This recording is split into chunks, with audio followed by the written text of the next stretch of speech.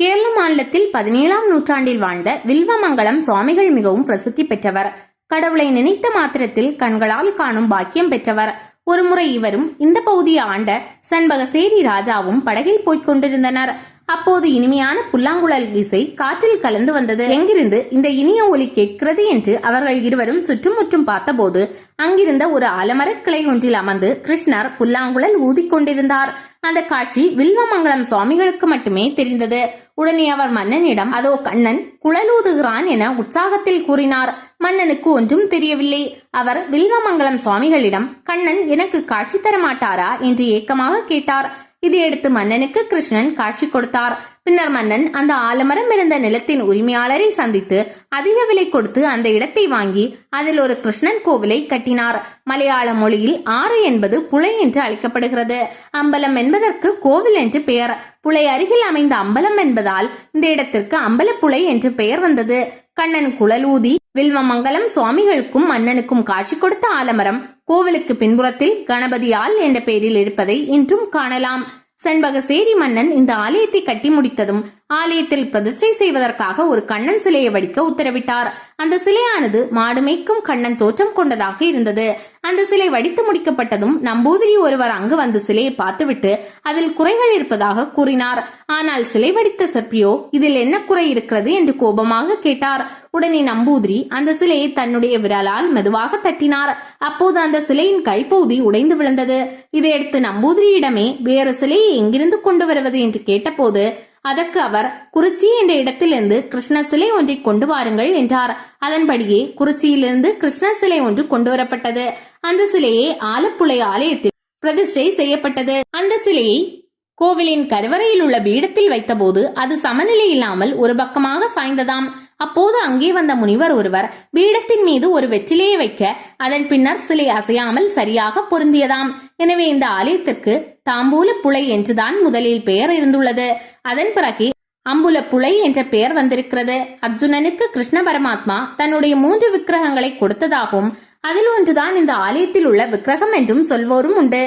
அம்பலப்புழை கிருஷ்ணன் கோவிலை பற்றி சொல்லும் போது பால் பாயாசமும் நினைவுக்கு வருவதை தவிர்க்க முடியாது. ஏனெனில் இங்கு தினமும் 100 லிட்டர் பால் பாயாசம் தயார் செய்து கிருஷ்ண பகவானுக்கு நைவேத்தியமாக படைக்கிறார்கள். பின்னர் அது பக்தர்களுக்கு பிரசாதமாக வழங்கப்படுகிறது. இவ்வாலயத்தின் பால் பாயாசத்தை சாப்பிட குருவாயூர் கிருஷ்ணன் மதியம் நேரத்தில் இங்கே வந்து போவதாக ஐதீகம் சொல்லப்படுகிறது. கோவில் பிரகாரத்தில் மணிக்கிணறு ஒன்று உள்ளது. இந்த கிணற்று நீரில் தான் கோவில் அபிஷேகம் செய்வது முதல் பால் பாயாசம் தயாரிப்பது வரை எல்லாமே நடக்கிறது. ஆலய தோற்றம் கோவிலின் வெளிப்பிரகாரத்தில் இருக்கும் மூலைக்கூரை மண்டபத்தின் நடுவில் ஒரு பெரிய கடம் போன்ற மிளா வைத்துள்ளார்கள். பிரம்மாண்டமான முரசு என்று இதை கூறலாம். பெரிய பானை வடிவில் இருக்கும் இதன் சின்னவாய் பாகத்தில் தோல் கொண்டு போத்தி இருக்கிறார்கள்.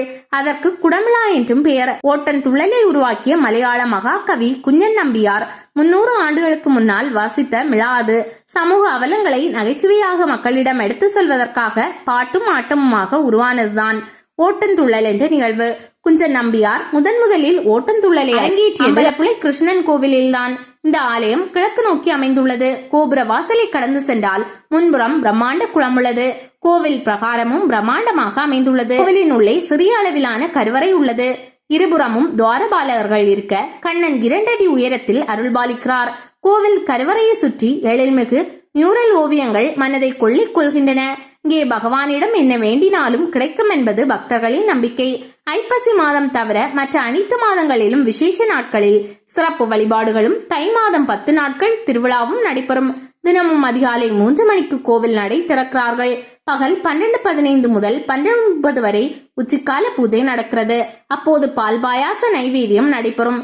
பகல் 12:45 மணிக்கு நடை அடைக்கப்பட்டு மாலை 5 மணிக்கு திறக்கப்படும் ஆலயம் இரவு 8 மணி வரை திறந்திருக்கும். பால் பாயாசம் வந்த கதை. சண்பகசேரி மன்னனுடன் ஒரு முனிவர் சதுரங்கம் விளையாட விரும்பினார்.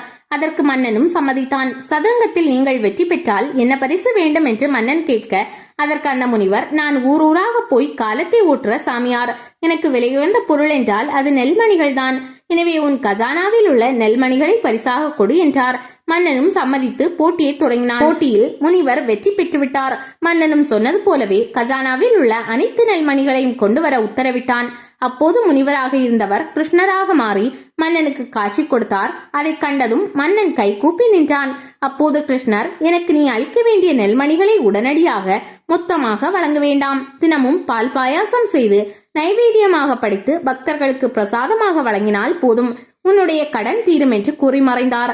அதன்படியே இத்தலை இறைவனுக்கு தினமும் பால் பாயாசம் நைவேத்தியமாக படைக்கப்படுவதாக சொல்கிறார்கள். அமைவிடம் கேரள மாநிலம் அம்பலப்புழை ரயில் நிலையத்திலிருந்து 1/2 கிலோமீட்டர் தொலைவில் இக்கோயில் உள்ளது.